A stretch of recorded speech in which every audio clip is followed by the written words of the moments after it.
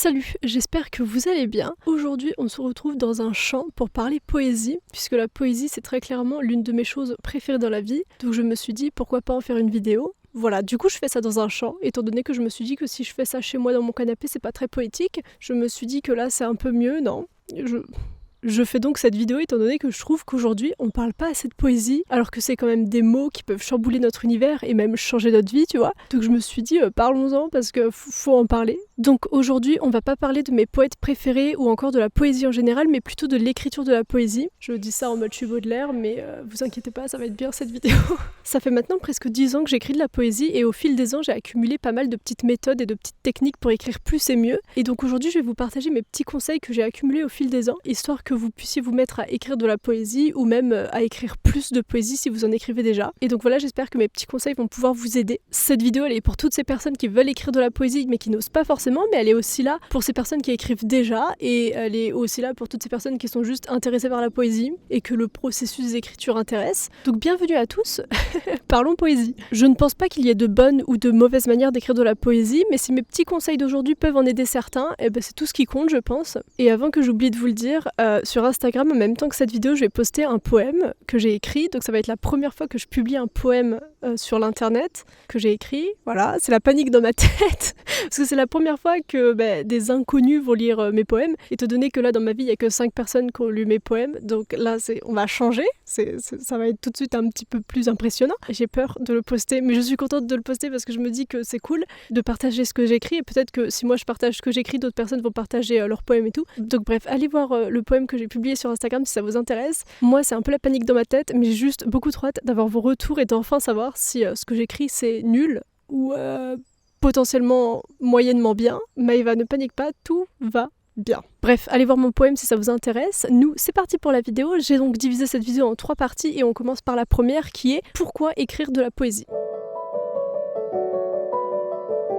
Donc il y a vraiment énormément de raisons de pourquoi on peut écrire de la poésie et je pense que c'est des raisons qui sont différentes pour chaque personne qui écrive parce qu'on n'écrit juste pas tous pour les mêmes raisons je pense et du coup c'est vraiment propre à chacun les raisons pour lesquelles on peut écrire de la poésie, mais je vais vous dire un petit peu les raisons qui personnellement me concernent mais aussi le pourquoi je pense qu'on peut se mettre à écrire de la poésie comme ça. Donc voilà, ça va être un petit peu les raisons générales de pourquoi je pense on écrit de la poésie, mais bien sûr les commentaires sont là si vous voulez un petit peu développer mon propos et apporter d'autres idées à ma vidéo. Donc n'hésitez pas à intervenir dans les commentaires. J'ai voulu claquer des doigts mais j'ai bugué dans ma tête, je savais plus comment on faisait. Déjà, écrire de la poésie, je pense que ça peut aider à libérer des émotions et même à les analyser en profondeur, tu vois. Par exemple, quand tu vis quelque chose, tu peux l'analyser plus tard et mieux comprendre la situation. Par exemple, ça m'a beaucoup aidé d'écrire de la poésie dans mon adolescence. Par exemple, quand j'étais en colère ou quand j'étais triste, j'écrivais un poème et tout de suite après, j'allais pas mieux, mais je me sentais un peu soulagée et si en fait j'allais un petit peu mieux quand même. Donc ça m'a beaucoup aidé dans cette période-là de ma vie, tu vois. Et même la poésie, je pense que ça peut nous aider à mieux nous comprendre parce que tu vois, mettre des mots sur ce qu'on ressent, c'est très important. Donc ouais, ça peut vraiment être important pour libérer nos émotions et tout. Par exemple, j'ai écrit un peu plus de 200 poèmes dans ma vie et chacun d'entre eux m'ont aidé d'une différente manière, tu vois. Mais chacun d'entre eux m'a aidé et je trouve ça assez cool, tu vois. Et même la poésie, ça m'a vraiment aidé à me comprendre dans mon adolescence parce que c'est en écrivant des poèmes que je me suis rendu compte que jamais j'aimerais un garçon et jamais j'aimerais des hommes, tu vois, plus tard dans ma vie. Donc ouais, vraiment, moi, la poésie, ça m'a aidé à ce niveau-là. Aussi, la poésie, ça peut permettre de se retrouver avec soi-même, tu vois, de se faire un petit tête-à-tête de temps en temps pour se dire alors comment tu vas Maëva,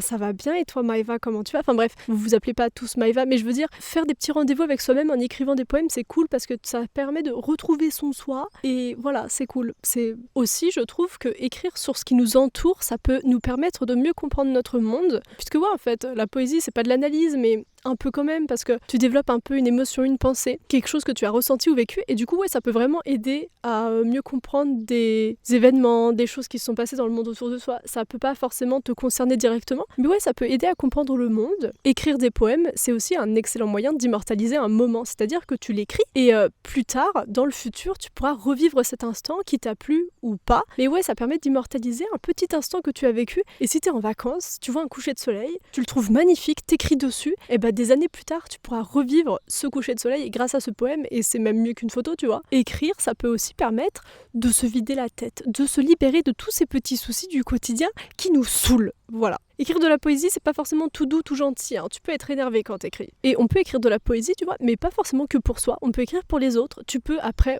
décider de montrer tes poèmes aux autres, à la personne pour laquelle tu as écrit le poème, mais pas forcément tu peux garder ce que tu as écrit pour toi. Mais c'est ça, tu peux vraiment écrire sur d'autres personnes, écrire pour des gens, et t'es pas non plus obligé d'écrire pour les vivants. C'est-à-dire que tu peux aussi écrire pour quelqu'un qui n'est plus là, que t'as beaucoup aimé ou quoi. Et ouais, c'est ça, t'es pas obligé de montrer le poème que tu as écrit sur une personne à cette personne, tu vois, genre j'ai écrit plein de poèmes sur mes frères, ils sont même pas au courant que j'ai écrit des poèmes sur eux. Et on peut également écrire pour se dépasser, tu vois, pour voir ce qu'on peut faire de mieux, parce que tu pourras toujours faire mieux. Par exemple, que tu aies écrit un poème, aussi fantastique qu'il soit, tu pourras écrire un poème encore mieux dans quelques temps, dans quelques semaines, tu vois. Et je trouve ça cool de se dire que, par exemple, moi je pourrais toujours me dépasser et je pourrais toujours faire mieux. Quand j'écris un poème qui est trop cool, je me dis waouh, il est magnifique, j'ai hâte en fait de faire mieux. Je me dis pas bon, c'est l'exploit de ma vie, je ne ferai jamais mieux. Non, je me dis j'ai hâte de faire mieux. Mais à une époque de ma vie, je me disais à chaque fois que j'écrivais un poème, j'étais genre waouh, il est magnifique, je pourrais jamais faire mieux. Si, surtout quand je me relis là, je me dis oui, heureusement que tu peux faire mieux que ça. Mais ouais, c'est ça, on peut écrire pour se dépasser. Et ouais, du coup, se dire qu'on peut faire mieux, ça motive beaucoup plus à en écrire d'autres, plutôt que de se dire bon bah j'ai fait le mieux, je pourrais jamais faire mieux. Du coup, faut toujours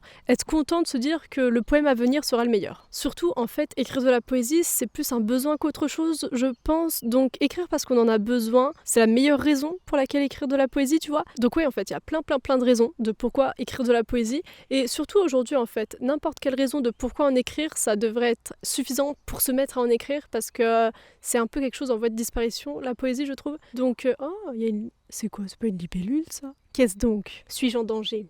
Non, c'est pas le petite bête qui va manger la grosse. Bref, écrivez de la poésie, on s'en fiche de pour quelle raison on écrit de la poésie, si c'est pour te libérer, si c'est juste parce que t'aimes bien les mots, écrivons. On continue maintenant avec la deuxième partie de cette vidéo qui est comment écrire de la poésie. Déjà, j'aimerais commencer par dire que c'est normal, quand on commence à écrire de la poésie, qu'au début ce ne soit pas fou. Tu vas pas être Emily Dickinson dès la première fois que tu écris un poème, et c'est normal. Mais vraiment, c'est-à-dire que quand j'avais 13 ans, j'avais l'impression que mes poèmes étaient cool, et maintenant quand je les relis aujourd'hui, et que je vois mes poèmes écrits au stylo bic rose de l'époque, je rigole, mais vraiment je rigole vraiment. Donc ouais, c'est normal, et sans cette période-là, où j'écrivais vraiment très nul, eh ben j'en serais pas où j'en suis aujourd'hui, même si je sais pas si ce que j'écris aujourd'hui c'est forcément bien. Mais ce que je veux dire, c'est que c'est normal au début de pas écrire bien. Tout ce qu'il faut retenir, c'est que c'est utile au début d'écrire des poèmes médiocres pour qu'après tes poèmes soient moins médiocres et même excellents. Ensuite, j'aimerais continuer par dire que t'es pas obligé de lire de la poésie pour en écrire. Par exemple, moi, j'ai jamais trop lu de poésie, tu vois, et c'est seulement vers mes 20 ans que je me suis mise à en lire parce que j'ai mis énormément de temps à trouver ce que j'aimais lire en poésie, tu vois, et je me suis rendu compte au final que je préfère les poètes anglais et américains qu'aux poètes français parce que, je sais pas, l'anglais me parle beaucoup plus en poésie que le français. Aucune idée du pourquoi du comment alors que j'écris en français, mais en tout cas, il m'a fallu du temps pour trouver ce que j'aimais, et maintenant que j'ai trouvé la poésie qui me plaît, eh ben je trouve ça trop cool d'en lire. Mais c'est pas grave, si tu lis pas de poésie et que tu en écris, vraiment on s'en fout.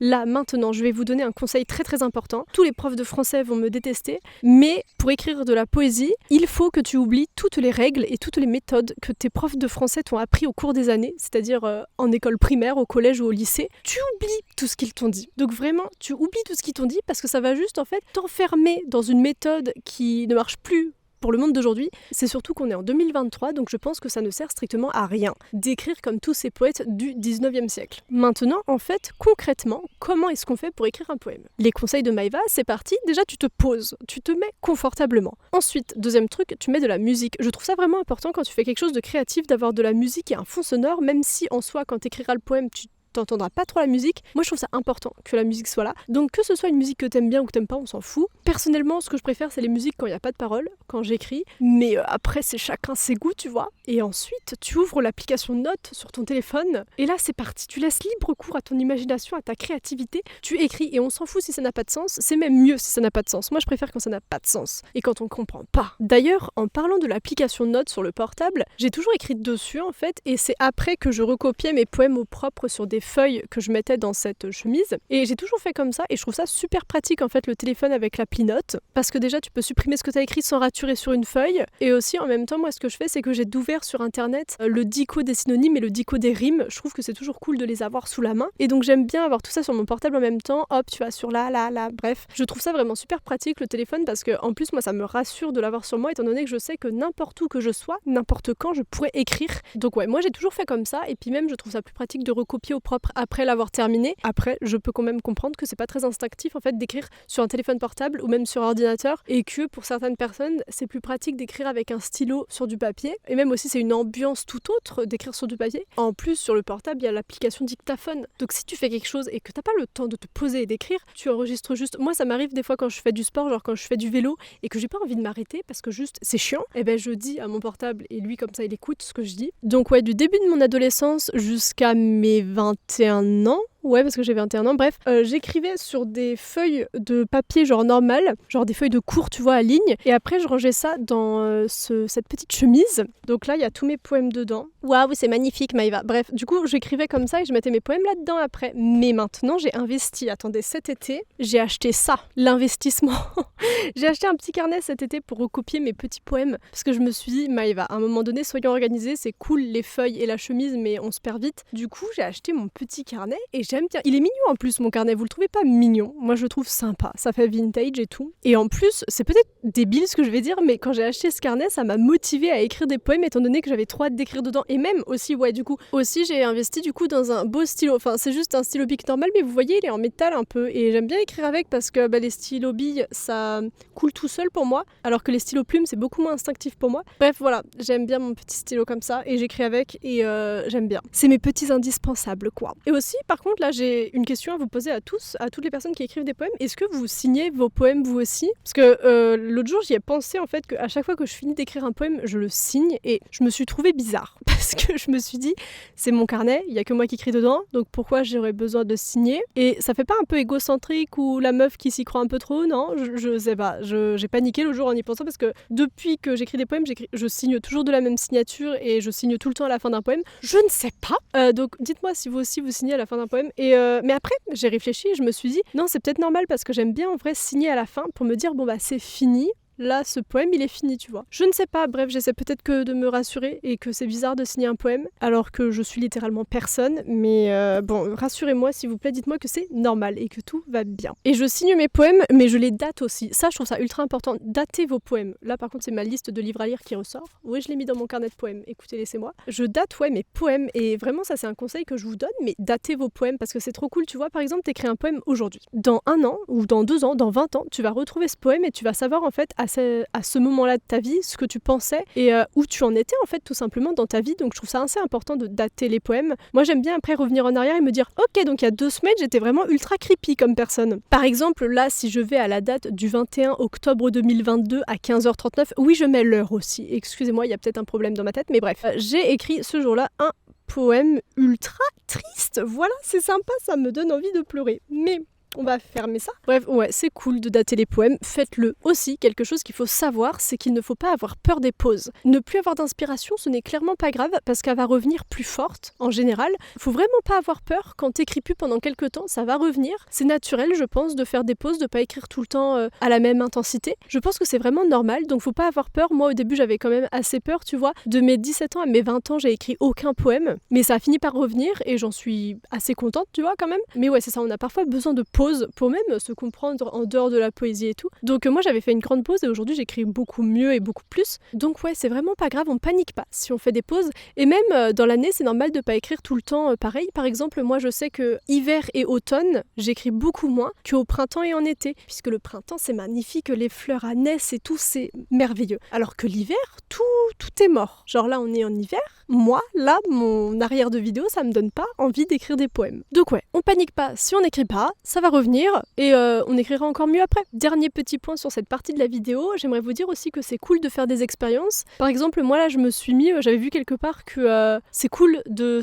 dès qu'on se lève, d'écrire un poème pour voir ce que ça donne et je trouve ça très très intéressant de voir qu'est-ce que notre cerveau pense en fait quand on n'est pas encore totalement réveillé non plus. Donc je trouve ça cool et même là je vais me mettre à essayer que si je me réveille pendant la nuit, d'essayer de me mettre à écrire parce que quand le cerveau est endormi encore, il y a tellement de choses qui sont cool à expérimenter. Donc ouais, fais des petites expériences toi. Tu écris des poèmes à n'importe quelle heure, tu essaies de voir les différentes choses. C'est sympa d'expérimenter en poésie parce que tu peux littéralement tout faire. Donc ouais, il faut aussi savoir sortir de notre petite zone de confort. Maintenant, passons à la dernière partie de cette vidéo qui est sur quoi écrire.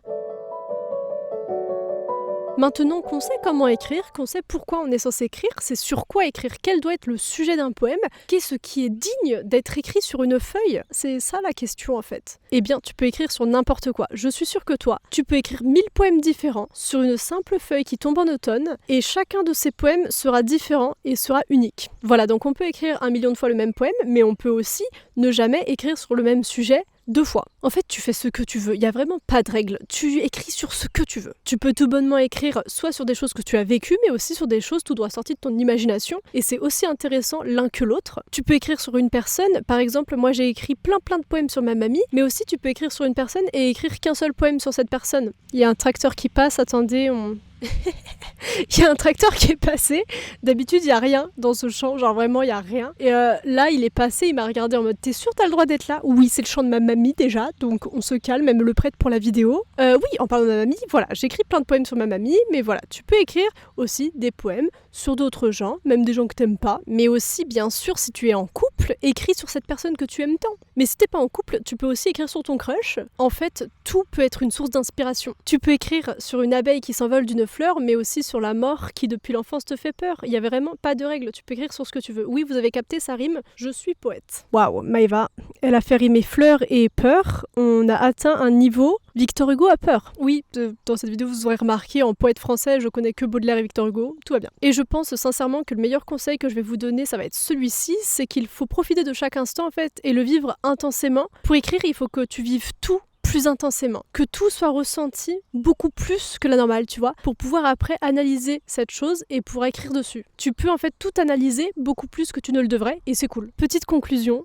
il faut vivre pour écrire. Ou bien, alors, c'est écrire pour vivre? Je ne sais pas. Bref, voilà, écrivons sur n'importe quoi et on s'en fiche vraiment que le sujet que tu choisis pour ton poème ne soit pas poétique. Le principal, c'est que toi, tu le rendes beau. Voilà, du coup, c'était mes petits conseils pour se mettre à écrire de la poésie, pour en écrire plus, pour en écrire mieux. Je ne sais pas du tout si mes conseils ont été utiles pour vous, dites-le moi, si ça vous aura aidé, je ne sais pas. Parce que je me dis que vu le temps que j'en écris, c'est peut-être cool de partager un petit peu ce que j'ai accumulé au fil des années comme conseils. Et j'espère, ouais, du coup, que ça vous aura aidé un petit peu pour écrire, vous, de votre côté. Et si vous avez des petits poèmes que vous voulez partager à quelqu'un, je suis là, mes DM Instagram sont ouverts si vous voulez m'envoyer vos petits poèmes. Et donc ouais, moi là je suis en panique totale parce que je viens de repenser que je publie mon poème sur Instagram. Ça va aller, Maëva. Bref, voilà, allez voir mon poème, j'ai trop hâte d'avoir vos retours en vrai. Et donc voilà, évidemment si vous avez d'autres conseils à donner, les commentaires sont là. Moi je vous dis à la semaine prochaine pour une autre vidéo et je crois que cette vidéo est terminée. Bisous. Heureusement qu'on termine cette vidéo là parce qu'il y a un tracteur qui arrive.